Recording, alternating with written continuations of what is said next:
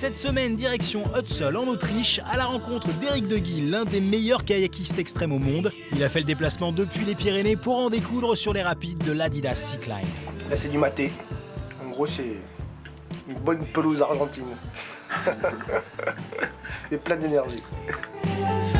Élagueur de métier, Éric ne quitte la cime des arbres que pour sauter dans une rivière. Habitué des podiums et surtout des chutes d'eau vertigineuses, son bateau a toujours fait partie de lui. C'est la vérif, gilet, casque, jupon, des chaussures. Je touchais un peu à toutes les pratiques qu'on peut avoir avec une pagaie. Et après plusieurs années en équipe de France en slalom, des ambitions aussi un peu olympiques, j'avais envie de me ressourcer sur quelque chose de pur. Et c'est vrai que ces courses extrêmes, elles étaient arrivées à point nommé. Donc j'ai foncé dans le truc et puis pour l'instant, ça marche pas trop mal. Et même très bien, Éric a été sacré 2 fois champion du monde de kayak extrême en 2011 et 2012. C'est parti quoi. La Cycline, c'est en fait 2 courses en une. La partie basse de la rivière pour les qualifs.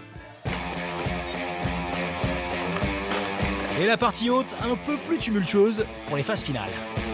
Je vais avoir le temps d'aller jeter un peu la rivière, voir checker le niveau d'eau et les passes de la qualif parce que j'avoue que j'ai pas repéré le bas. Je me suis surtout focalisé sur le parcours de finale.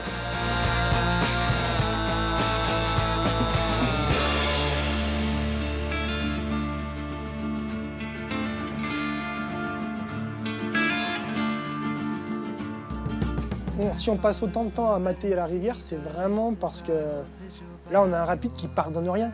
Si on veut aller vite, la moindre erreur, derrière, c'est le casse-tête chinois pour revenir dans ce qui est la ligne, entre guillemets.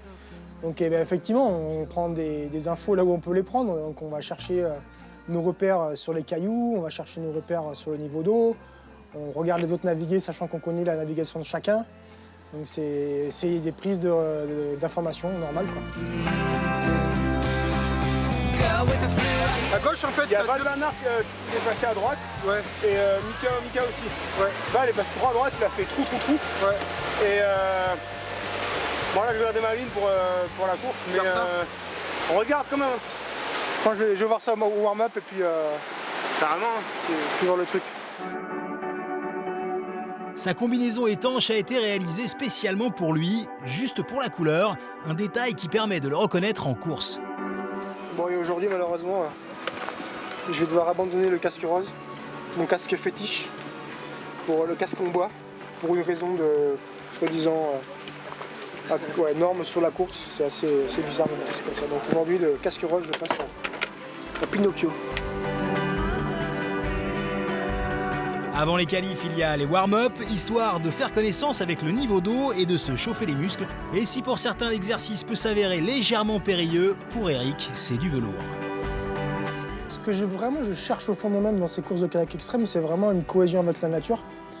Et puis là-dedans, en fait, il y a vraiment un partage un peu primaire avec mes collègues sur l'eau. Et c'est ça un peu, il y a une espèce de fratrie qui s'y fait. Et c'est ça que j'aime, c'est cette philosophie. La partie basse de la course commence fort dès le départ avec 2 belles marches et quand ça brasse, Éric, il aime ça.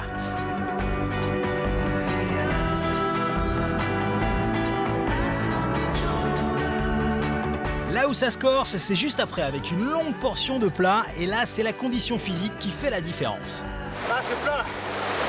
C'est ça nickel là. C'est impossible. J'ai les bras là.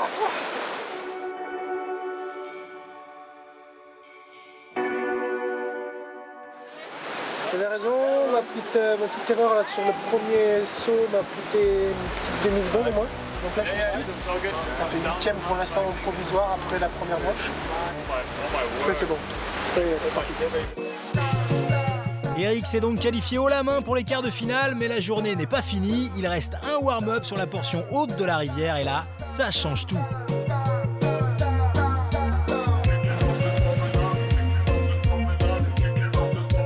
Numéro 6, on enlève le 9 et on garde le 6. Maintenant on attaque les choses sérieuses. Kicking up the storm in Adidas. Kicking up the storm in Adidas. même si le rapide aujourd'hui il est entre guillemets sécurisé, il y a plein d'endroits où tu peux aller te prendre un gros but, quoi. Faut quand même en être conscient. Moi, c'est la première année où j'arrive pas blessé sur ce rapide, parce que j'ai quand même eu quelques mésaventures à l'entraînement. Sur la course aujourd'hui, on a quelques gros favoris qui sont aussi blessés. Sur ce rapide, pendant l'entraînement, donc ça prouve quand même qu'il y a un gros engagement. C'est un rapide classe 5+, sachant que 6 c'est considéré infranchissable. Et ça marque tout simplement une course extrême. Sorti indemne de cet échauffement, a-t-il réussi à prendre ses marques pour la suite?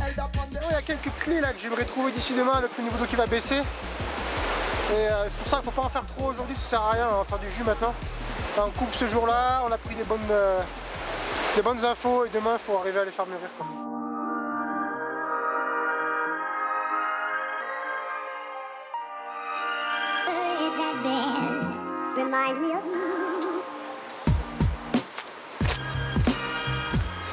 Ça y est, première journée finie, bien finie.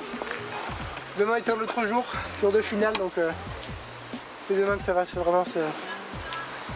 on verra si ça sera une bonne course ou pas. Vous avez bien noté, j'espère, la suite de la Cycline dans le kayak d'Éric Deguille, c'est la semaine prochaine dans Riding Zone.